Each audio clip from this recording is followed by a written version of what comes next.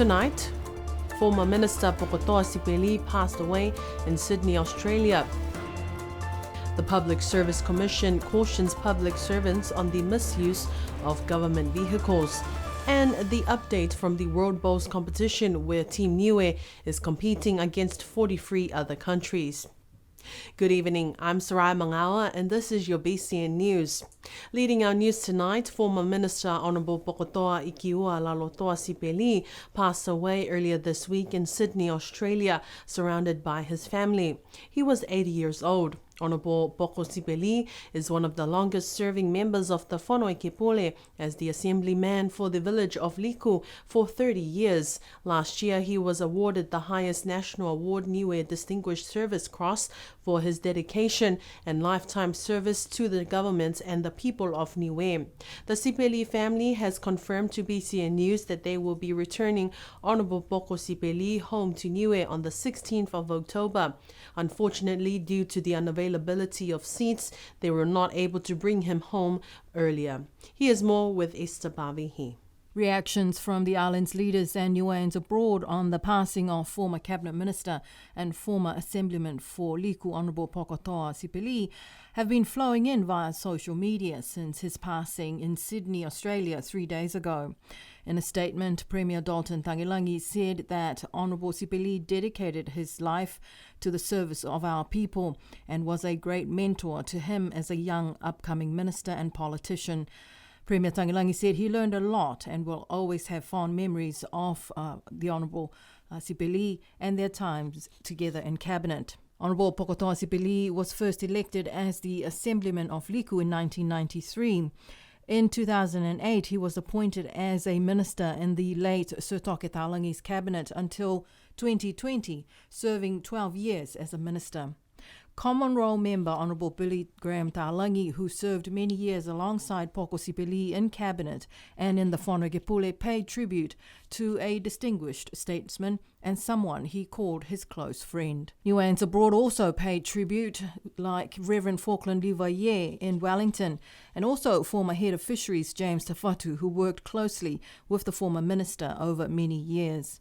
Some of the ministerial portfolios under which Honourable Sipeli held during his 12 years in Cabinet include as Minister of Education, Minister of Agriculture, Forestry and Fisheries, and also Minister of Infrastructure.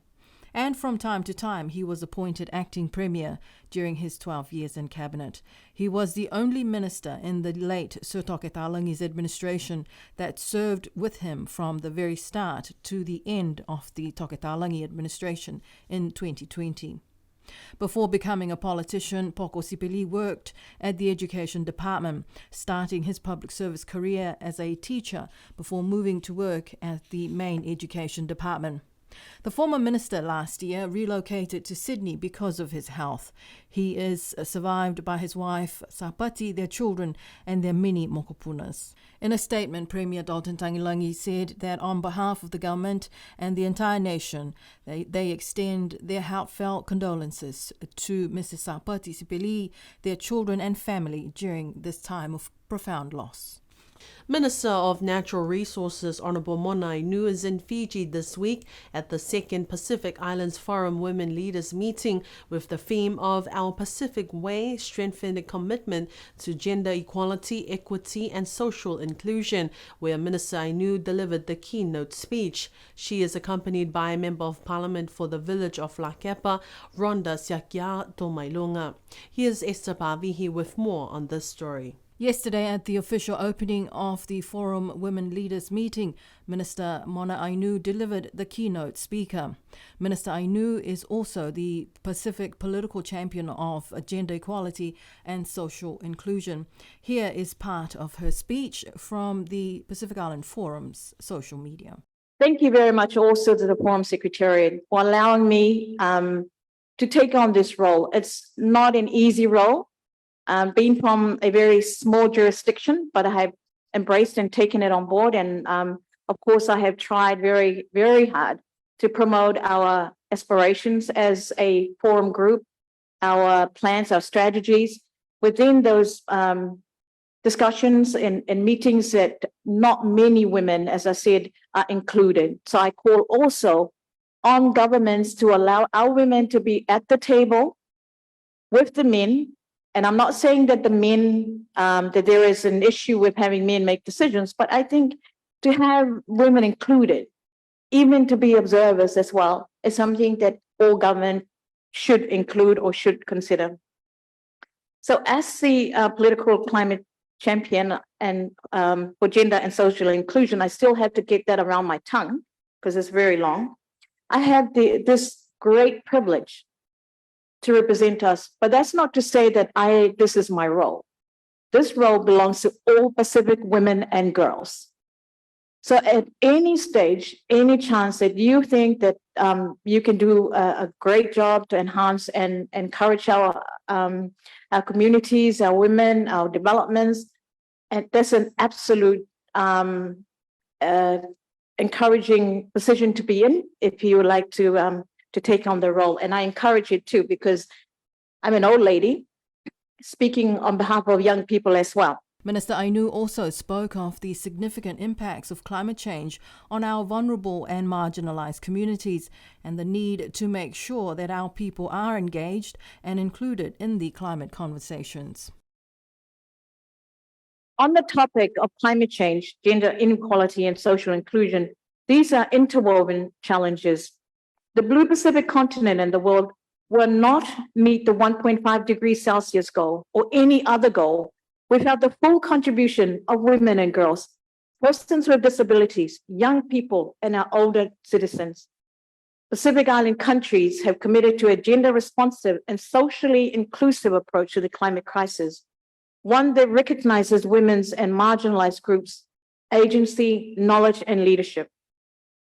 It is important to ensure and facilitate their active, meaningful participation in all stages of climate change and disaster actions. This is so any funding, actions, and support is to reach and meet the needs of the most marginalized and the grassroots community, in turn, making greater impacts for our people. This includes education. The second Pacific Islands Forum Women Leaders meeting is being held at the Forum Secretariat in Suva and is chaired by Honourable Rose Brown of the Cook Islands and attended by women ministers and members of parliament from all Forum Island countries. This Forum Women Leaders meeting, which used to be held every 2 years, will from now on be held annually. Premier Honourable Dalton Tangelangi says NUE has concerns about the release of the nuclear wastewater by the government of Japan, as the impacts to human health and environment are still unclear. In a statement issued before the release of the nuclear wastewater last week, the NUE government said that it is concerned about Japan's imminent plan on releasing treated radioactive wastewater from its Fukushima nuclear plant. Premier Dalton Tangelangi said it's unfortunate that the government of Japan is going ahead with this discharge of nuclear wastewater into the Pacific so soon. Here's more on this story. The NUE government said this release of treated nuclear wastewater is a transboundary and intergenerational issue, and similar concerns were shared by other member nations at the recent Pacific Leaders Forum. In his statement, Premier Tangelangi said the majority of NUE are coastal peoples and the ocean is an integral part of our culture, traditions and livelihoods, and we must protect it at all costs, said Premier Dalton Tangelangi. The government of NUE expects to be informed and receive continued monitoring results from the government of Japan to show that the initial discharges are safe, including continued independent reviews from the International Atomic Energy Agency IAEA and others.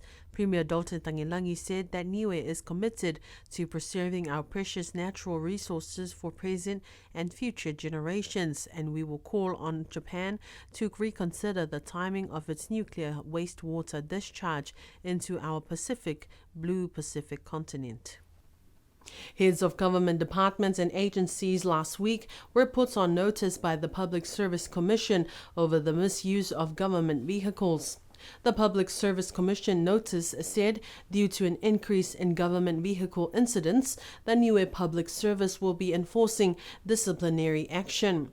Commissioner Talangi Hekesi called on the heads of departments to ensure they work together to look after the government assets that are costly to NUE. In an email last week, the chairperson of the Public Service Commission, Ida Talangi Hekesi, said that governments of NUE vehicles are exclusively for official government activities and should never be used for personal purposes. Government vehicles are not to be used or driven by family members unless you are an officer on call. All work vehicles are to remain at work. This notice comes after an incident a few weeks ago involving a government vehicle that burst into flames in central Alofi. Directors of departments and agencies are to ensure that all government employees under their responsibilities are aware of this notice that government vehicles must remain at work unless they are on an official call-out. Over the past few years, BCN News has requested information from Customs and NUE Police on the total number of vehicles either procured by the government or donated to government departments, but as yet that information remains elusive. BCN News understands that most of the government vehicles do not have identifiable labels to indicate them as the property of the government of NUE. Some vehicles have some form of identification on the registration plates, but most of the vehicles could easily be mistaken as public servants' personal vehicles, especially when seen around after working hours. Academic researcher and Pacific Studies lecturer at the University of Otago in Dunedin, Dr. Jessica Pasisi, came to NUE with her group in June this year to present her research findings on the impacts of climate change to women. And just this week, Dr. Jess was able to return yet again with another group of 4 Niueans this time to continue parts of her current research on NUE happiness. Here's more on this story. Dr. Jessica is accompanied by 4, including Inangaro Vakaafi, father and daughter Salemona Patumaka and Zoe Henry, and Tolian Makaola. BCN News spoke with Dr. Jess yesterday morning, who explains more about the purpose of her visit to NUE this time. It's really great to be back. It's a privilege to be able to do this kind of research where I get to come home so often. And it's really nice to be able to bring different families so that they can experience time on NUE. So the NUE Happiness Project is funded by the Health Research Council of New Zealand, and the progress for it, so this is the second iteration of a pilot trial to look at how tangata NUE families interact and share knowledge and how that influences their understanding and ideas about happiness, NUE happiness. Father Salemona Patumaka and daughter Zoe Henry from the village of Makefu. Salemona was born and raised in NUE before he migrated in his earlier days to New Zealand, where his daughter Zoe was born and raised. This is Zoe's first time to her homeland. When asked about how it felt to visit her father's home for the first time, she was speechless and honored to be part of this journey with Dr. Jess. I think just being here, because I grew up more on my Māori side, and so being home in Aotearoa is very normal. So I'm just learning how to be at home here and trying to figure that out. And yeah, so it's lots to process every day. Dr. Jess Pasisi says that this project is significant in building and understanding the connection of NUE happiness, mental health and well-being for the NUE diaspora living abroad back to their homeland, such as with father-daughter duo Saleh and Zoe. The team will only be here for a week before they depart the island next week. A special tour for government officials on the progress of the airport runway upgrade project contracted by Downers took place last Wednesday. Downers Community Project Manager Craig Smart was able to lead the delegation throughout the rundown of their work currently taking place to resurface and pave the airport runway. Here's more on this story. In attendance to the special tour last week was Premier Honourable Dalton Tangelangi, Minister for Infrastructure Honourable Crossley Tatui, Secretary of Government Beleni Talangi, Deputy SOG Gayleen Tasmania, Member Assisting Minister Sina Hemana Hiko, New Zealand High Commissioner Helen Tana, and Liku Member of Parliament Longopasi Seomanu. According to Community Project Manager for Downers, Mr. Craig Smart, they are behind their program due to the weather, but their work is progressing well as they laid the first asphalt on the taxiway in the past weeks. Downers said that the prolonged spell of wet weather has affected the start of the main asphalt laying work and the production of aggregate in the quarry. during the special tour, Downers also expressed their interest to work on Sundays as an alternative solution to catch up with their program. However, they understand that working on Sundays is prohibited for the island, but are looking at potential ways to catch up with their work since being affected by the weather. In a statement, Downers updated that they have now assembled the asphalt plant and made some trial mixes to confirm that the plant works properly. Recently, they also started trimming and reshaping the surface of one of the taxiways and last week laid the first asphalt on the taxiway. The update of the Downers' work at the airport was also part of the Deputy New Zealand High Commissioner Elena Prokuta at the Tamagotonga Show Day in the last 2 weeks. Ms. Prokuta said that there are 25 workers from Downers, New Zealand living at Tamagotonga while they are here working on this phase of the project. BCN News understands that another project at the airport is progressing well. That is the rebuilding of the fence around the airport runway. The fence upgrade project is contracted to Shop Exports and Motama Constructions. A meeting of the non-government organizations and civil society groups was held last Friday.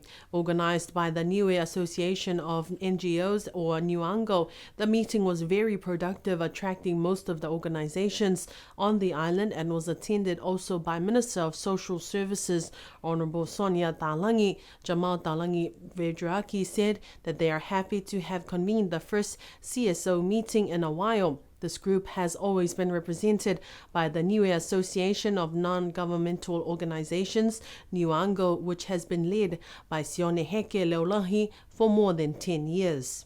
The World Bowls Championships took off earlier this week at Gold Coast in Australia, where NUE's lawn bowls team is currently competing. The tournament began earlier this week, and after 3 days of tough competition, Team NUE concluded their games yesterday. Despite not making the final series of the tournament, they were successful in securing wins each of the 3 days. NUE! NUE Lawn Bowls team of 10 departed the island last month to Gold Coast, Australia, to compete in the World Bowls Championships 2023, where a total of 43 nations and associations from around the world are competing. NUE competitors include Joy Beru competing in the women's singles category.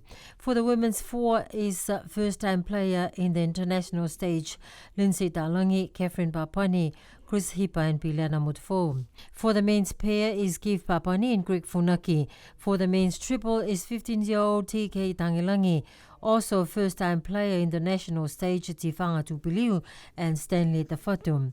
Team manager is Bill Wakafi Mutfo and coach is NUE Lawn Bowls President is Hipa. The opening ceremony for the tournament took place on Monday this week. Tuesday became the first of 3 days for matches which concluded yesterday. For the women's singles, Joy won 3 out of her 9 games and placed 7th in her section. For the women's fours, Lindsay, Chris, Catherine and Pilana won out of 7 of their games, placing 6th on their ladder. For the men's pair, Keith and Greg placed 9th in their section, where they won 2 out of 9 of their matches. In the men's triples, the team played 8th and last, only winning 1 of their 7 games. Despite not making any of their final series, the team will still have one more next week to give it their all at the World Bowls Championships. Acknowledgements to the team, Lindsay Talangi and Bill Wakafi Mutfo, for the footage used in the story. After many weeks of continuous rain, the road project contractor First China Railway Group was finally able to resume the sealing from Hakupu heading south to Avasele last week. While the work resumed from Hakupu towards Vaya, another team was working around Alofi South at Tapeo and Fonuakula. Motorists are asked to be mindful of the roadworks and to drive slowly around the areas where the workers are. After missing their show day last year due to COVID-19 red alert, the village of Tamagotonga was able to host a successful annual village show day on Saturday 19th of August this month, drawing crowds of locals and tourists alike. Women's arts and handcrafts and men's agricultural produce were displayed in abundance. Here's more on this story. As per tradition at every show day, food is always the first thing in and the first thing out for the people. At the Tamagotonga show day, it's clearly evident how strong and ongoing this tradition has been for the island.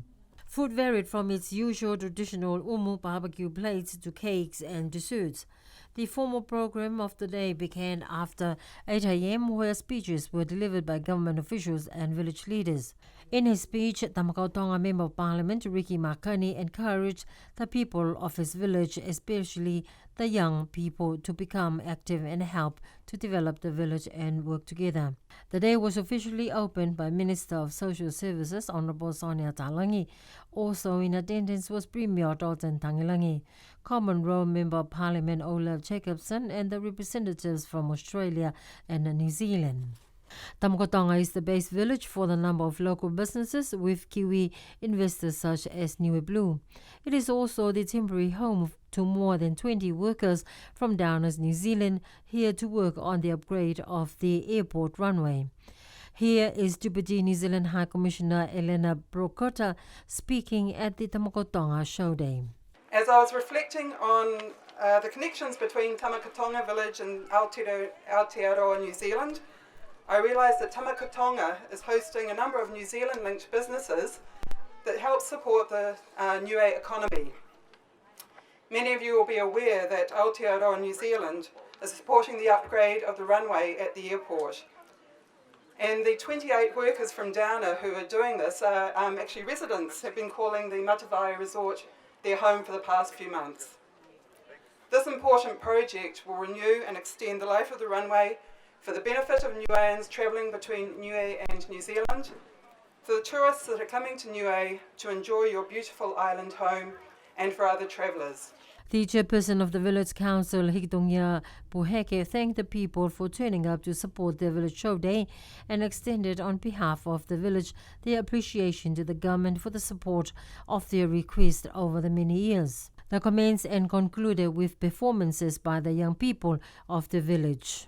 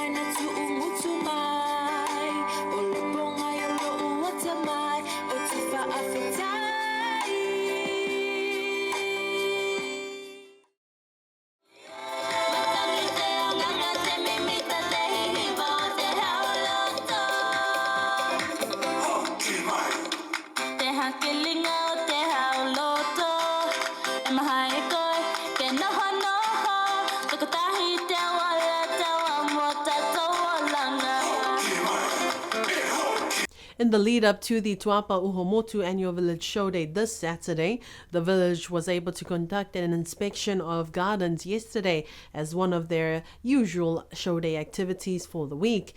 BCN cameras was able to join the activity and capture some of the beautiful gardens inspected yesterday.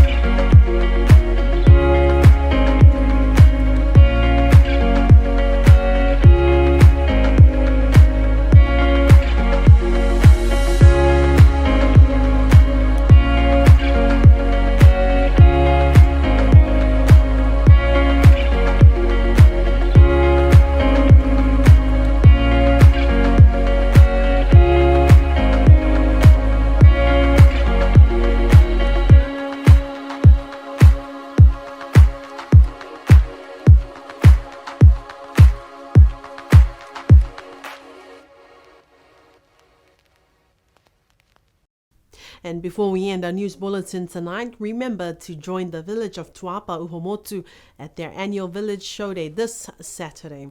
And that is our news bulletin for tonight. Join us again next week, Tuesday, for our Wangahau NUE bulletin. Until then, I'm Sarai Mangawa. Good night.